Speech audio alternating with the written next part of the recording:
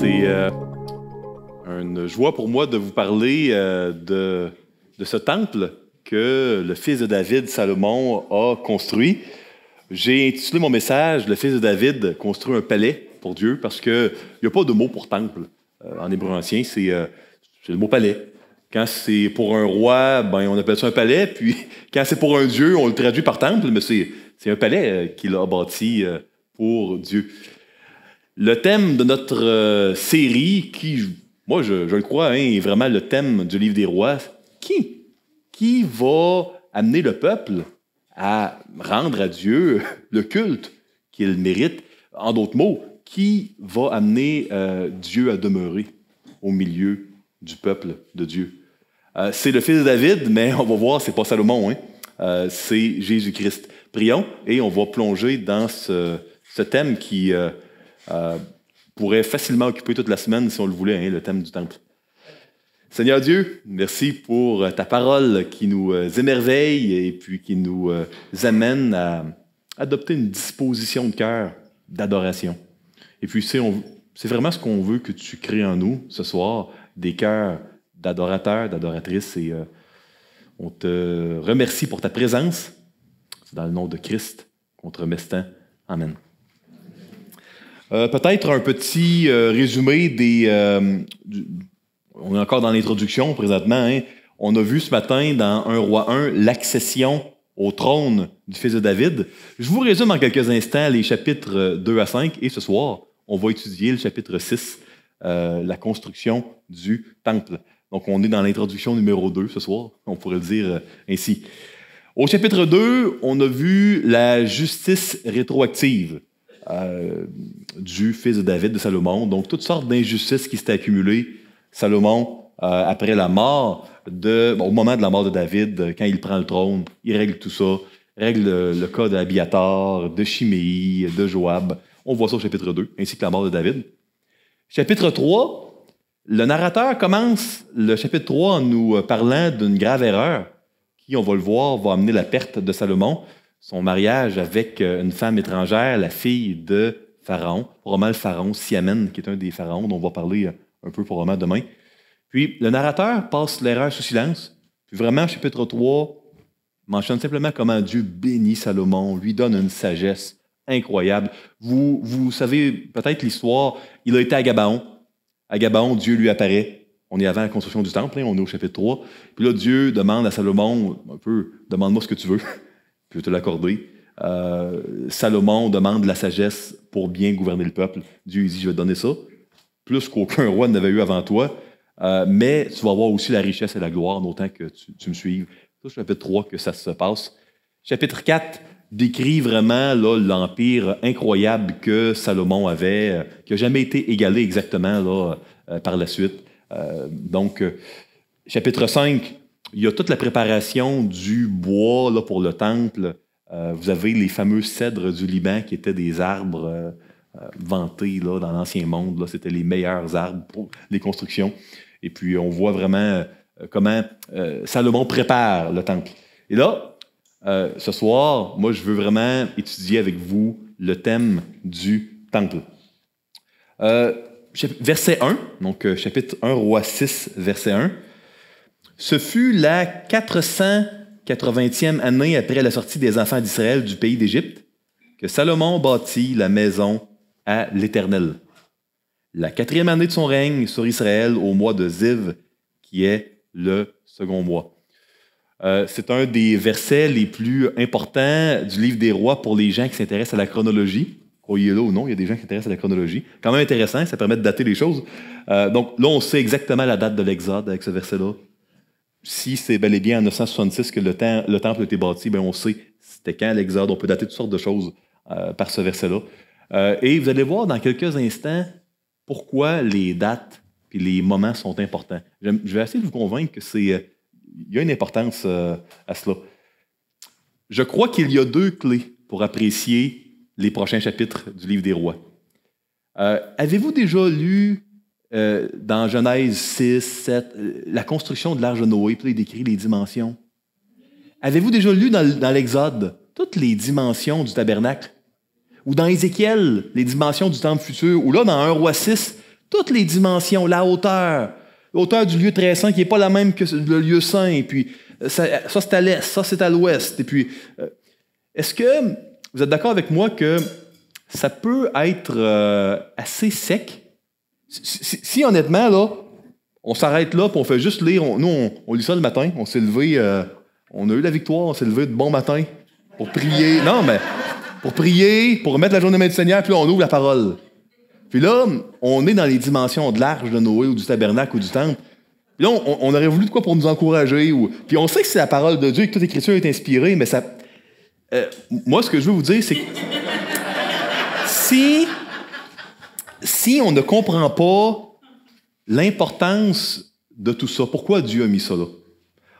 Ben, on va lire, puis on va dire, ben oui, c'est bon, je le crois par la foi, mais c'est dommage, on manque un morceau. Puis si on ne sait pas trop c'est quoi un temple, puis pourquoi un temple, ça devient des lectures qu'on fait un peu par la foi, mais qui, peut-être qui ne nous donnent pas tout le bénéfice que Dieu voudrait qu'on aille. Donc moi, je vais volontairement prendre du temps pour essayer de répondre aux deux questions. C'est quoi un temple?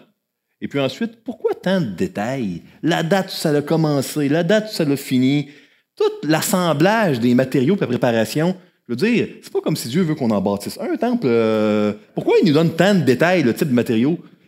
Il y a vraiment des raisons pour cela. Et puis, on va faire un 3 puis un 4 dans un ce soir. Parce que les raisons que je vais vous proposer sont valides pour les chapitres sur l'Arche de Noé, sur le tabernacle et dans Ézéchiel, puis tant qu'à y être dans Apocalypse 21, sur le dernier temple. Fait que je vais vous proposer des réponses. Vous pourrez être d'accord ou non. Hein. Si vous n'êtes pas d'accord, vous vous rappelez, c'est Stéphane, hein? Il faut aller voir. Non, mais vous vous rappelez. Bon. Qu'est-ce qu'un temple? Un temple, c'est une habitation pour Dieu. Hein? C'est ça, un temple. Et puis, on voit dans Ézéchiel 28 que le jardin d'Éden était un temple. Hein? Il est appelé carrément un sanctuaire dans Ézéchiel 28, l'Éden. Donc, Éden était le premier temple. C'était un endroit où Dieu demeurait d'une manière spéciale. Dieu, il est omniprésent, hein? Il est partout. Mais sa présence n'est pas similaire partout. Il n'est pas présent de la même manière chez un chrétien que chez un non-chrétien. On est d'accord? Oui. Mais il est omniprésent. Il n'est pas présent de la même manière au ciel et en enfer. Donc, il est omniprésent, mais pas présent de la même manière partout. On est d'accord? Parfait. Donc, ici, le temple en Éden était le premier temple, la demeure de Dieu. Adam était le prêtre. Le prêtre était chargé de représenter Dieu et surtout d'empêcher toute chose impure d'entrer dans le temple. Un prêtre, ça sert à ça. Ça empêche les impuretés de rentrer dans le temple. Et puis, quand Adam et Ève ont été expulsés du jardin d'Éden, il y a une promesse très heureuse qui a été faite. Un jour, il y a le fils d'une femme qui va écraser la tête du serpent.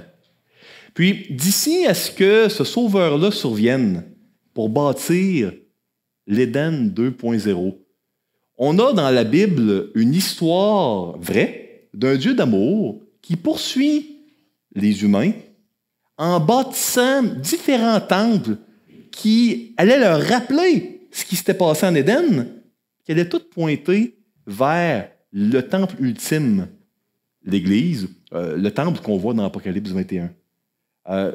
On est dans une entre-deux hein, sur Terre. On est entre le déjà et le pas encore. De la même manière que, vous savez, dans le temple en Éden, il y avait des chérubins protecteurs. On en avait également sur le couvercle, le propitiatoire de l'arche dans le tabernacle. On en avait dans le temple de Salomon. On en avait également, on en a dans Apocalypse 21. De la même manière que on avait c'est un jardin hein, dans le jardin d'Éden. On voit toutes sortes de rappels dans le tabernacle, si vous lisez les descriptions. Ça ressemble à un jardin, il y a des grenades, il y a des colocyntes, il y a des fleurs, il y a des arbres, il y a des animaux, des bœufs. Tous les temples, jusqu'au dernier, ils sont faits sur la base du jardin d'Éden et sont là pour nous pointer le dernier temple qui va arriver un jour.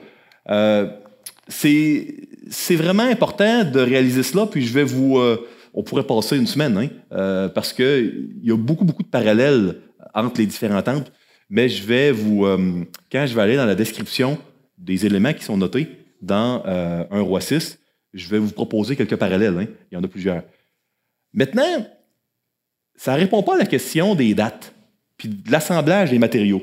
Peut-être que vous écoutez ce soir puis vous dites « OK, Mathieu, on est prêt à donner une chance à ce que tu proposes, que vraiment, c'était un temple en Éden, Ézéchiel 28 le dit, bon, OK, et puis que ça, d'ici au dernier temple, c'est les efforts d'un Dieu qui veut nous annoncer l'Évangile, nous préparer pour ce dernier temple-là. Mais pourquoi l'assemblage avec les dates, la déclaration que c'est complété, pourquoi tout ça? Parce que dans l'Ancien Monde, pas seulement en Israël, quand un roi prétendait avoir un mandat divin pour construire un temple, il y avait 8 étapes pour que ce roi-là bâtisse un temple. C'était un mandat d'alliance Dieu-peuple qui était décrit dans les étapes suivantes. Il y avait au départ l'engagement de Dieu à faire prospérer le projet. Il y avait une description puis des plans donnés par révélation divine. Il y a toujours une section d'acquisition des matériaux, une section de l'assemblage des matériaux, puis là, ça se ressemble, hein? Ça se répète. Vous l'avez pour Noé, pour le tabernacle, vous allez l'avoir dans un roi. Vous l'avez tout le temps. Vous allez avoir l'acquisition et l'assemblage. 1 Roi 5 qu'on a sauté, là, c'est l'acquisition. Un chapitre entier de comment ils vont acquérir les matériaux auprès d'Hiram. Vous l'avez dans les autres endroits. Vous allez voir, tous les temples de la Bible respectent ces étapes-là. Parfois, ils sont inversés, mais ils sont tout le temps là. Il y a toujours une déclaration que la construction est complétée. Elle est là 2 fois, déclaration, si ma mémoire est bonne, pour le récit de l'Arche de Noé. Il y a une date de complétion. On date quand ça a commencé, on date quand c'est fini. Il y a une dédicace et il y a la bénédiction qui est souvent doublée d'une malédiction, hein, ou qui est conditionnelle. Voyez-le comme vous voulez. J'ai proposé un tableau ici. Donc, je ne sortirai pas une deuxième fois du cadre de la caméra parce que, quand même, hein, par respect pour nos gentils techniciens. Mais vous avez dans le tableau, vraiment, les 8 étapes, puis vous prenez la création, hein, l'Éden, vous avez l'Arche de Noé, vous avez le tabernacle, Temple Salomon, Temple d'Esdras et l'Église, le dernier temple qui va avoir lieu, qui va être très différent. Il va être mieux que l'Éden. Il va être très différent du Temple de Salomon, il va être infiniment mieux. Je vais chercher à vous convaincre des raisons pourquoi il va être mieux. Il y a des raisons très précises dans les détails qui sont donnés qui nous enseignent que ce temple-là va être mieux. Donc, c'est un encouragement quand vous allez passer sur des récits de temples. Souvenez-vous, la Bible nous parle de ces temples-là pour nous préparer au temple que Dieu va nous bâtir, est en train de bâtir avec nous. Un temple de pierre qui n'a pas été coupé, hein, par des hommes, taillé de main d'homme, un temple de pierre vivante, pour prendre les mots de 1 Pierre, chapitre 2, verset 1. C'est nous, les pierres, qui formons un saint édifice. Jusqu'ici, ça fait du sens? C'est pas trop décousu? Donc, 2 choses avant de plonger dans la lecture. Les temples sont faits sur le fondement de l'Éden et nous pointent vers le dernier temple d'Apocalypse 21. Premier point. Demeure de Dieu, d'une manière spéciale. Deuxième point, un roi qui bâtissait par mandat divin un temple. Il y avait un genre de traité qui était fait, une communication qui était faite en 8 étapes. Et les textes bibliques nous le rapportent bien. Maintenant, lisons une description de ces plans-là. Fait que là, on est dans le point 2, hein? On a l'étape numéro 2. Puis 1 Roi 5, là, ça a été l'acquisition des matériaux. Donc, 2 à 6. La maison que le roi Salomon bâtit à l'Éternel avait 60 coudées de longueur, 20 de largeur et 30 de hauteur. En passant, une coudée, c'est à peu près 55 cm. Donc, la distance d'un coude au doigt, là, c'est à peu près 55 cm. Donc, vous pouvez facilement faire la conversion. 60 coudées de longueur, 20 de largeur et 30 de hauteur. Le portique devant le temple de la maison avait 20 coudées de longueur, répondant à la largeur de la maison, et 10 coudées de profondeur sur la face de la maison. Le roi fit à la maison des fenêtres solidement grillées. Il bâtit contre le mur de la maison des étages circulaires qui entouraient les murs de la maison, le temple et le sanctuaire, et il fit des chambres latérales tout autour. L'étage inférieur était large de 5 coudées, celui du milieu de 6 coudées, et le troisième de 7 coudées. Car il ménagea des retraites à la maison tout autour en dehors, afin que la charpente n'entre pas dans les murs de la maison. Bon, évidemment, rien de tel que des images, hein, quand on lit tout ça, là, parce que ça peut devenir difficile de visualiser.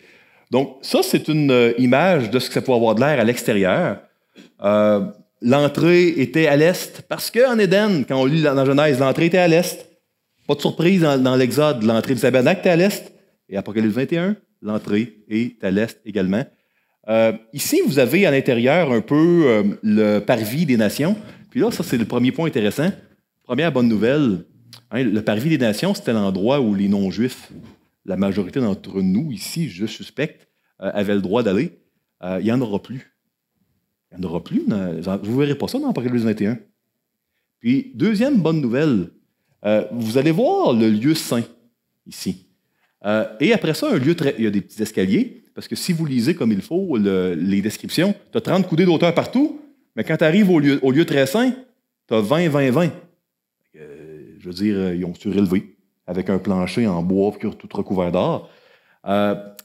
Première bonne nouvelle. Deuxième bonne nouvelle, quand on va arriver au dernier temple, les dimensions du temple ne sont pas les mêmes. De la même manière qu'on a 20, 20, 20, les dimensions du Dieu très saint, c'est également, si vous lisez, ce temple-jardin, cette cité temple-jardin qui descend du ciel dans Apocalypse 21, elle a des dimensions parfaites. Même hauteur, même largeur, même profondeur. La seule autre structure dans toute la Bible qui avait ça, c'était le lieu très saint. Le temple qui va venir, non seulement il n'y aura plus de parvis des nations, plus besoin, mais il n'y aura plus de lieu saint non plus. Ça va être un gros lieu très saint. C'est ça que ça va être. On avait également, dans ce temple-là, on avait un candélabre dans le lieu, au sud du lieu saint. Je vais vous donner une autre image, ça va aller mieux. Au sud du lieu saint, donc si on dit que l'ouest, vraiment, là, est à droite, le sud va vraiment être en bas, là, vous aviez le chandelier à 7 branches. Eh bien, on n'aura plus besoin de chandelier parce que Christ va être notre lumière. Même plus besoin de soleil. Christ va être notre soleil. Les chambres que vous avez au pourtour étaient des chambres de rangement qui, évidemment, pour ce qui est du lieu saint et très saint, étaient accédées là, d'une manière là, extérieure. C'est intéressant de vous mentionner une chose. Dans Apocalypse 21, on mentionne au verset 27 le fameux verset qui dit qu'il n'y aura plus rien d'impur qui va entrer dans le temple que le Seigneur Jésus prépare. Souvenez-vous, je vous ai dit ce matin, il y a 4 manières de voir Jésus dans le livre des rois. Qui s'en souvient? Il est roi, fils de David, oui, et prêtre. Jésus, il va être prophète également, on a les 4. Il va être chargé de s'assurer qu'il n'y ait rien d'impur dans le dernier temple. Mais il n'a pas fait ça seulement comme un prêtre normal. Un prêtre normal va garder l'entrée pour pas qu'il y ait de serpents qui rentrent. Jésus a été plus loin. Il nous a lavés. La raison pour laquelle il n'y aura rien d'impur, c'est parce qu'il s'est arrangé pour que nous, ses enfants, on ne soit plus impurs. C'est pour ça qu'il n'y aura plus rien d'impur. Si ça dépendait de nous, soit le temple serait imparfait ou il serait vide. Il y aurait juste Dieu dedans. Donc, il n'y aura rien d'impur parce que, comme prêtre par excellence, il a été plus loin que tous les autres grands prêtres. Il nous a lavés. Il l'a fait au prix de son sang. C'est pour ça qu'il revient là, avec un vêtement taché de son sang dans l'Apocalypse, son propre sang. On voit, il y aurait beaucoup à dire. Dans le parvis des nations, il y avait... puis là, je passe rapidement, on pourrait en parler vraiment longtemps. Il y avait une mer d'airain ou de bronze. Là. L'airain, c'est l'ancien nom pour le bronze. Et ça pouvait avoir 45 tonnes d'eau. Parce qu'évidemment, les prêtres, ils devaient se laver. Tu reçois du sang quand tu immoles des bœufs, puis tout ça. Fait qu'il faut que tu te laves. Il y a toutes sortes d'ablutions, des rituels à faire. Il était sur 12 bœufs, 3 à l'est, 3 à l'ouest. Souvenez-vous, les temples étaient de la même manière qu'il y avait tous les animaux dans l'arche, là, puis que tous les animaux ont été nommés dans le jardin d'Éden, puis que tous les représentants de la création vont être là au dernier temple. Il y avait dans les temples étaient des genres de microcosmes, des représentations de tout l'univers, mais où la gloire de Dieu est répandue, de manière à ce que la gloire de Dieu soit répandue. Donc, on avait est, ouest, nord, sud, on avait la mer, les éléments de la mer, les éléments de la terre, on avait tout ça qui était représenté. C'était un rappel vraiment du jardin qu'on a dans ce temple-là. Bon, il est sur une montagne, tout comme l'Éden, tout comme le dernier temple. De la même, bon, il n'y aura pas de fleuve, hein, il y avait un fleuve en Éden. Il va en avoir un, Christ, dans le dernier. Bon, pas de fleuve dans ce temple-là. Les analogies ne sont pas parfaites, mais il y en a vraiment plusieurs, puis on pourrait continuer. Les deux colonnes qui sont là, il y a énormément d'éléments qui rappellent la conception de l'univers des anciens Hébreux dans la description des choses. Mais on va revenir un peu à la fin là, pour tirer une conclusion de ça. Vous aviez ici plus ou moins comment dire, centrales au passage, mais les chambres de rangement avec une seule porte là, qui était superposée. Là. Maintenant, acquisition et assemblage, versets 7 à 10. Lorsqu'on bâtit la maison, on se servit de pierres toutes taillées et ni marteau, ni hache, ni aucun instrument de fer ne furent entendus dans la maison pendant qu'on la construisait. Verset 8. L'entrée des chambres de l'étage inférieur était sur le côté droit de la maison. On montait à l'étage du milieu par un escalier tournant et de l'étage du milieu au troisième. 9. Après avoir achevé de bâtir la maison, Salomon la couvrit de planches et de poutres de cèdre. C'est sûr, on représente un jardin. Il va y avoir beaucoup de bois là-dedans. Il donna 5 coudées d'auteur à chacun des étages qui entouraient toute la maison et il les lia à la maison par des bois de cèdre. Il y a énormément de passages qui disent que contrairement aux autres nations, vous savez, les autres nations, là, quand ils faisaient un autel, là, il y avait la marque des humains partout sur les autels. Les cultes des nations, ils étaient caractérisés par leur marque partout. On voyait vraiment la culture partout, et puis il n'y a pas beaucoup de Dieu là-dedans. Pour Dieu, c'est le contraire. Les temples qu'il bâtit, les autels, hein, je vous cite Deutéronome, mais je pourrais vous citer d'autres passages. Là, tu bâtiras un autel à l'Éternel ton Dieu, un autel de pierre sur lequel tu ne porteras point le fer. Tu bâtiras en pierre brute l'autel de l'Éternel ton Dieu. Donc, il ne fallait pas que tu prennes des pierres que tu avais taillées, mis à ton goût. C'était des pierres non taillées de main d'homme. Il faut comprendre que le temple que Dieu veut avoir, c'est un temple où la marque de Dieu est partout. Où il y a beaucoup de Dieu, puis il y a peu de moi. Pas un temple où Dieu ne veut pas des pierres vivantes, où il y a beaucoup de moi, puis peu de Dieu. Il veut beaucoup de Dieu, puis peu de moi. C'est le genre de temple que Dieu veut.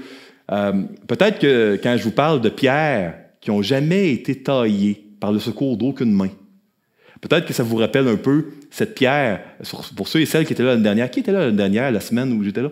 Quelques personnes.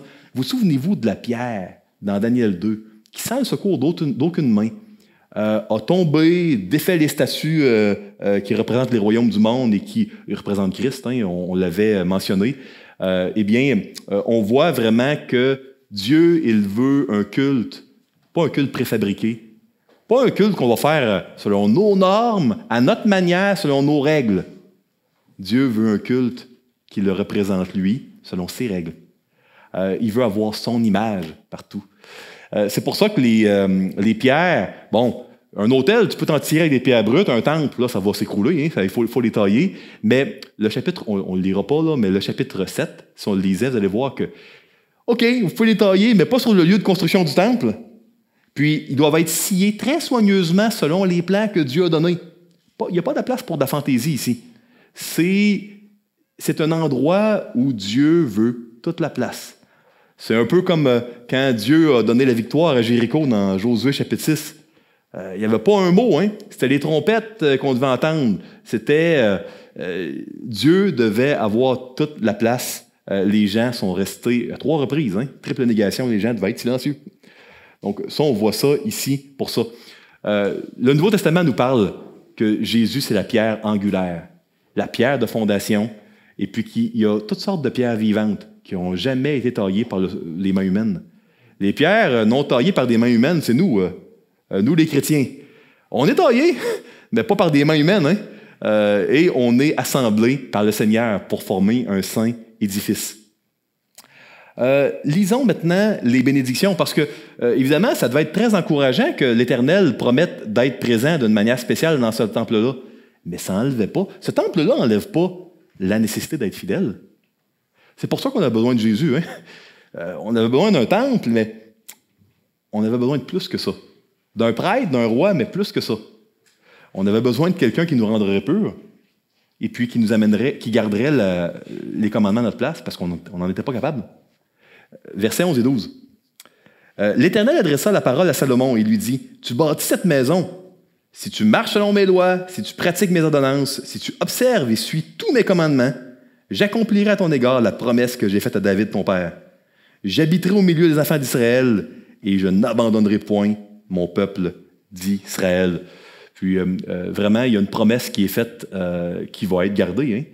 Et puis, jamais le Seigneur va abandonner, malgré cette histoire que le narrateur du livre des rois nous raconte, qui est une histoire pour chercher à comprendre pourquoi ça a été détruit, le nord et le sud. Pourquoi ça a été détruit? On avait besoin de plus que ce qui avait été pourvu. Et ce qu'on avait besoin, c'était de Jésus. Et Jésus, il nous est offert. La déclaration que la construction est achevée est faite comme c'était nécessaire dans les traités de construction d'un temple par un roi.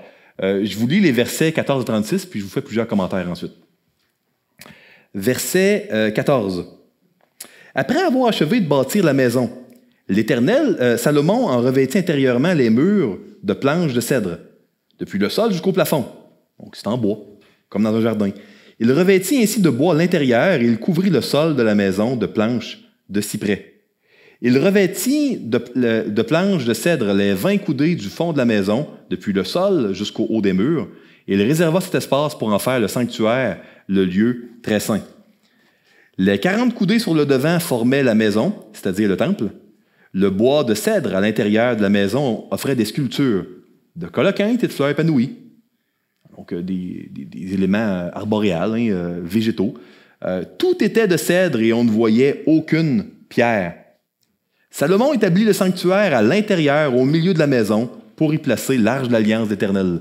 Donc, le symbole ultime de la présence de Dieu à l'intérieur de l'arche. Sur l'arche, il y avait un couvercle avec les 2 chérubins protecteurs, des représentations de ce qui était dans le Jardin d'Éden, et à l'intérieur, les 2 tables de pierre gravées du doigt de Dieu, qui était ce contrat d'alliance qui donnait la possession, la propriété du peuple d'Israël à Dieu. Et Jérémie 31 nous enseigne, à vous qui êtes des enfants de Dieu ici, qui m'entendez, que ce contrat de possession, il est écrit dans notre cœur. Et les tables d'alliance, c'est notre cœur maintenant. Dans le lieu très saint du temple, dont on est les matériaux, et dont Christ est la pierre angulaire. Il avait raison, Christ, quand il a dit qu'il a détruit le temple et il l'a rebâti en 3 jours. C'est exactement ce qu'il a fait, vous savez, en mourant et en ressuscitant à la croix. Verset 20 maintenant. Le sanctuaire avait 20 coudées de longueur, 20 coudées de largeur et 20 coudées de hauteur. Le lieu très saint était vraiment un cube parfait. J'ai peut-être pas été complet en vous disant qu'il y avait juste le lieu très saint et qu'il y avait au ciel. Il y avait une autre chose qui représentait le lieu très saint, qui était un petit cube. C'était, vous savez, dans l'éphod, il y avait là où on mettait un pectoral, où on mettait l'Urim puis le Thummim, et puis les vêtements du grand prêtre représentaient le temple. Ça aussi, il y avait un genre de carré là, sur le pectoral. Là, vous pouvez voir ça également. Donc, je continue. Verset, on est rendu 20. 20 encore. Ça avance pas vite, avec les commentaires que je fais. On est-tu dans les temps? On est dans les temps. Merveilleux.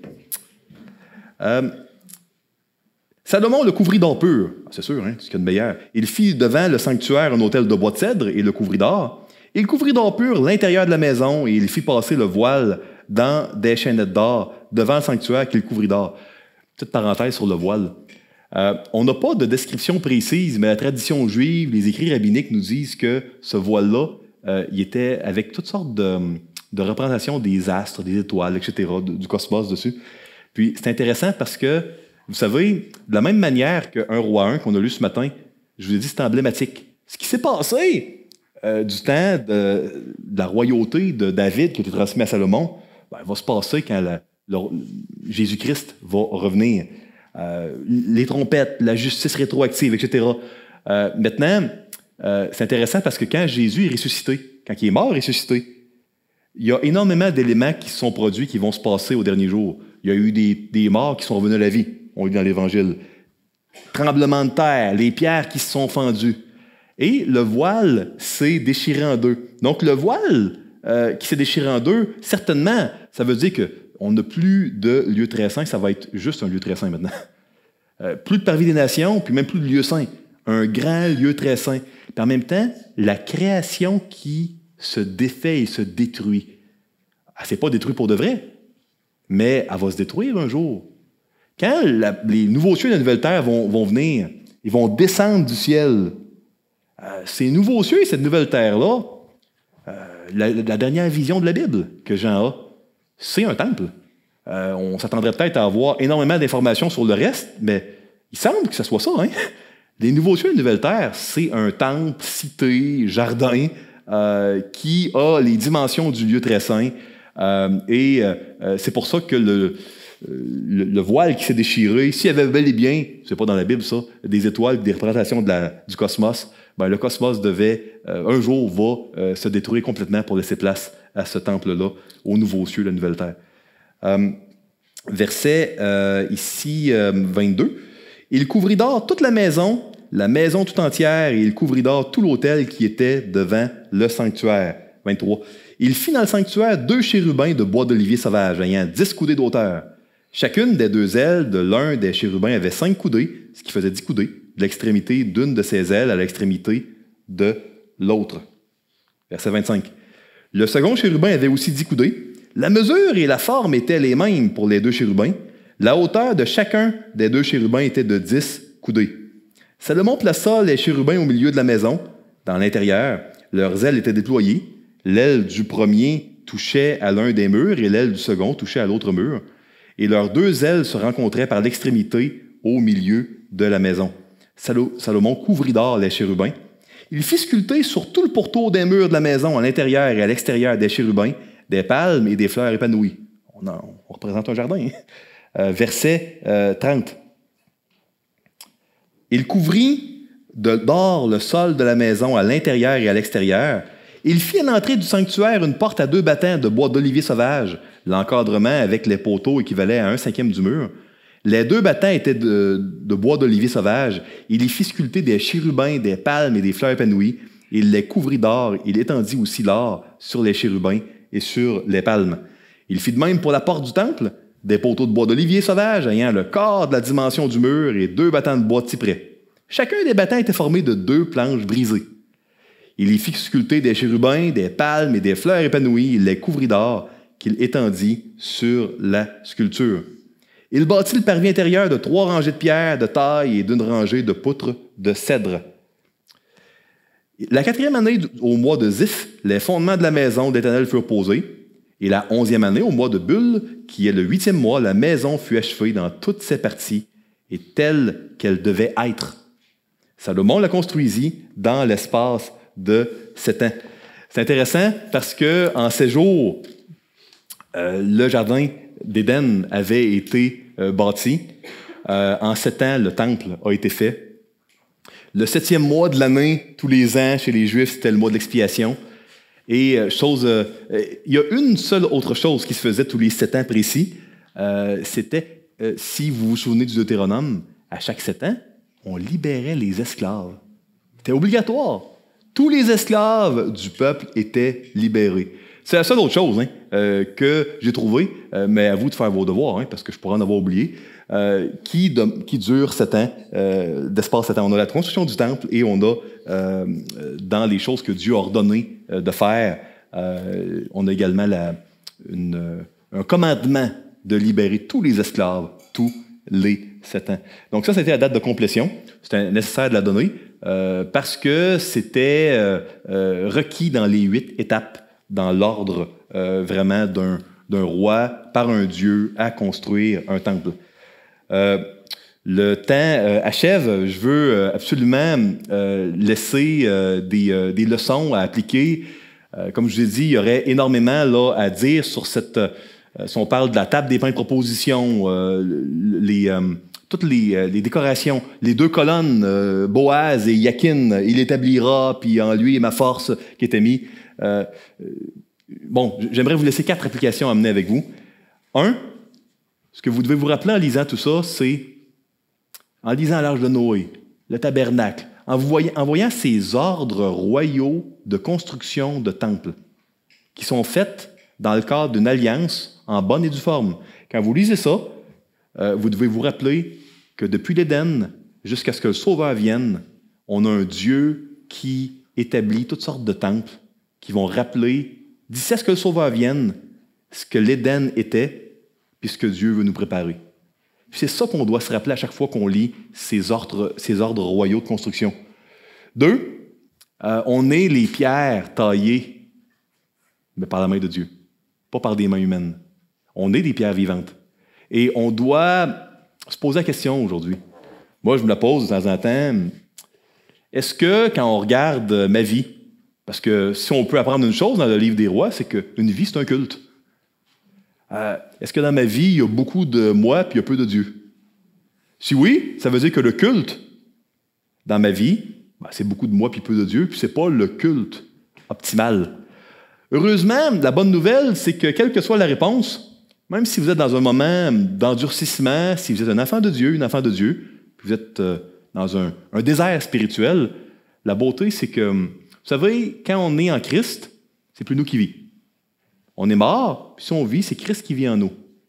Puis ça veut dire que, ultimement, la vie de Christ en nous, elle peut être peu manifeste, mais elle est quand même là. Et puis Dieu la voit quand même. Et puis c'est elle qui va être sur la balance au dernier jour. Notre vrai moi, le seul vrai moi qui demeure, c'est Matthieu en Christ et Christ en Matthieu. L'autre qui a été crucifié au passé, action complétée au passé, à la croix avec Christ, il n'existe même plus. Donc, c'est sûr que dans ma vie, quand je continue à agir selon quelqu'un qui n'existe plus, c'est regrettable. Mais la beauté, c'est que qui on est vraiment, c'est Christ en nous. Ça, c'est pour ceux et celles ici qui, par la foi, ont donné leur vie à Jésus. S'il y a des gens ici qui n'appartiennent pas à Christ, qui ne font pas partie de son temple, l'invitation est donnée de recevoir cette entrée-là pour que vous fassiez partie du temple, que Christ devienne votre roi, votre prophète, votre grand prêtre. Et puis, c'est par la foi que vous pouvez rentrer dans l'Alliance. C'est une grâce qui est gratuite, qui est reçue au moyen de la foi.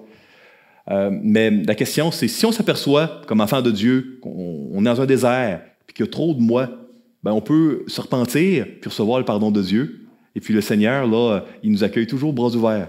C'est ça la beauté de la chose. 3, Dieu est présent en nous d'une manière très spéciale. Il est notre grand prêtre. Il n'y a rien d'un peu dans son temple, parce qu'il nous a lavés d'une manière qui est extraordinaire. Une manière qu'on ne peut même pas pleinement comprendre, tellement elle est puissante puis elle est belle. On ne peut pas pleinement comprendre la profondeur de notre noirceur, de nos ténèbres, de notre déchéance. Puis on ne peut même pas comprendre la profondeur de la justification que Dieu a fait en nous. On la grappille un peu, mais on ne la comprend pas pleinement, mais ça ne reste pas moins vrai pour autant. Et puis, Dieu il est présent en nous d'une manière très spéciale parce que notre union avec lui a changé qui nous sommes. Ça a changé notre identité. D'ailleurs, je fais une parenthèse, probablement ma dernière, parce qu'il reste 4 minutes seulement.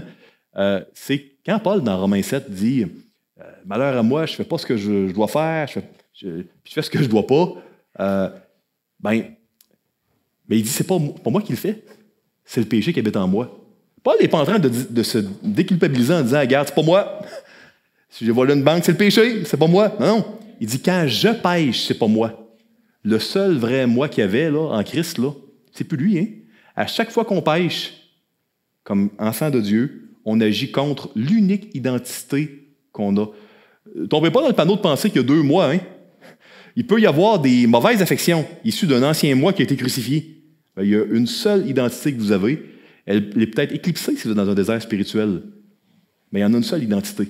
et elle n'est plus sous la condamnation parce qu'elle est en Christ. C'est très important de s'en rappeler. Et puis c'est pour ça qu'on fait partie du temple maintenant. Parce que la seule identité qui nous reste, elle est en Christ. Donc Dieu est présent d'une manière extrêmement spéciale. Il est uni à nous, d'une manière identitaire qu'on ne peut même pas comprendre. Et 4, la vitesse du plan de Dieu, elle est lente de notre point de vue. Écoutez, ça a pris 7 ans. Puis il y avait des moyens, là, Salomon. Écoutez, si vous lisez les chapitres là, que je vous ai résumés, vous allez voir là, des accords commerciaux avec Hiram. Il a engagé un autre Hiram, pas le roi, là, mais un gars qui travaillait le bronze. C'est incroyable. Ça a pris 7 années, et puis c'était certainement une des merveilles du monde de l'époque, le temple de Salomon. Dans notre vie, ce travail-là que Dieu fait pour se glorifier, nous préparer à être rappelés à lui. La mission que Dieu a à accomplir vraiment en nous, dans notre cœur, durant notre temps sur la terre, qui souvent est une mission qui est bien différente de celle qu'on aurait voulu se donner. On a toutes sortes de ministères qu'on a à cœur, mais ce n'est pas nécessairement ça que Dieu veut faire de glorieux. Vous savez ce que Jésus-Christ a fait de plus glorieux sur la terre? C'était pas de guérir les aveugles et puis les lépreux. C'était de subir une injustice, de mourir à la croix. C'est certain que c'est ce qu'il y a de plus glorieux que Dieu a fait en Christ. Ça se peut que ça ressemble à ça aussi des fois, puis que ça soit des bonnes attitudes dans les injustices à cause de Dieu, fidélité au Seigneur dans des circonstances difficiles, mais au nom de Christ. Aimer son ennemi et les gens qui nous font du mal au nom de Christ. Dieu, dans les lieux célestes, il voit ça puis il est glorifié. Hein? Puis, durant notre temps ici-bas, les choses ne vont pas tout le temps à notre vitesse, mais ils vont à celle de Dieu. Puis Dieu est à l'œuvre. Dieu a un plan. Son plan est parfait. Il n'y a rien qui peut empêcher le plan de Dieu de s'accomplir. Que le Seigneur puisse vous encourager par tous les temples qui ont précédé le dernier dont on fait partie, et qui n'est pas encore pleinement manifesté. Nous sommes entre le déjà et le pas encore, et il y a ce que Christ a commencé à la croix, il va le finaliser, l'accomplir pleinement lors de son retour. D'ici là, veillons et restons fidèles et attachés à lui. Prions, s'il vous plaît. Seigneur Dieu, merci pour ces temples, ces rappels de ta bonté, ces rappels de ce qu'il y avait en Éden, puis de ce que tu nous prépares, ce qui a déjà commencé à être préparé, en fait. Merci parce qu'on en fait partie. C'est encore plus grandiose que l'Éden. Merci parce que tu es la pierre angulaire de cela. Merci parce que tu as rempli un meilleur rôle, toi, Seigneur Jésus, qu'Adam, mais pas en nous mettant dehors, en nous lavant, pour qu'il n'y ait rien d'impur dans le temple, et qu'on puisse quand même être là. Merci, Seigneur, parce que, comme Éphésiens le dit, on est assis avec toi dans les lieux célestes. Puis ça, c'est encourageant. Gloire à ton nom. Dans le nom de Jésus. Amen.